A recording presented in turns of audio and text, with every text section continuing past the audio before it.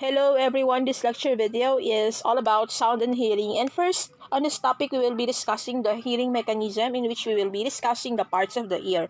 I have here a diagram of the ear. This part here is what you call the pinna.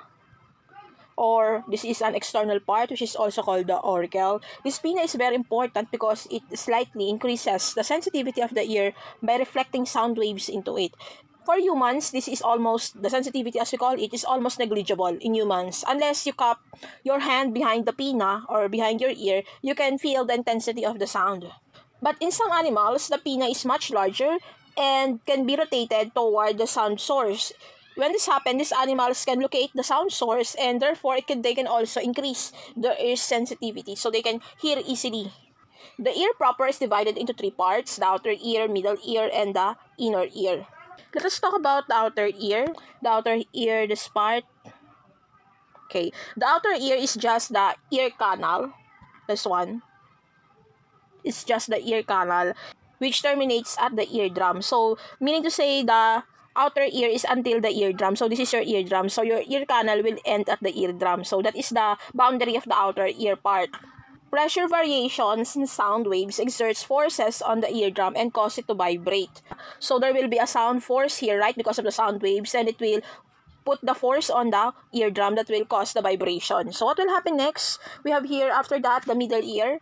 The middle ear consists of the ossicles, or three tiny bones, which are the hammer, anvil, and stirrup. Another name for that is malleus for hammer, for anvil that is incus, and for stirrup that is stapes. What is the purpose of these three tiny bones? These bones transmits force exerted on the eardrum to the inner ear through the oval window. So if this is your eardrum, okay, the ossicles are here, the three tiny bones, this one. They are located here, the hammer, the anvil, and the stirrup. They will push that into the inner canal. Okay, so therefore, these three tiny bones are the middle ear. And then, the force that they gathered from the eardrums will be pushed through. They will push that into the inner ear, which is consisting of, the inner ear, it consists of cochlea. This is the organ that converts sound waves into nerve signals to the brain. So, the cochlea here is very important. It is a coiled tape, this one. It is a coiled tapered tube that is about 3 millimeters in diameter and 3 centimeter long if it is not uncoiled. So this cochlea has some 30,000 nerve endings that participate in sending sound information to the brain. So it consists of tiny neurons, 30,000 of that, to transmit the sound waves into our brain. So that is the process from ear canal to the eardrum, then from the eardrum to the ossicles, then from the ossicles to the cochlea, and to the cochlea, the neurons to the brain. So this one connects the brain of that. Now let us talk about the sound perception. When we talk about sound perception, the meaning of the word perception is awareness through the senses. So here we will be discussing our awareness when it comes to sound. First, we have here, for the perception of sound, is the pitch. The pitch is the perception of frequency.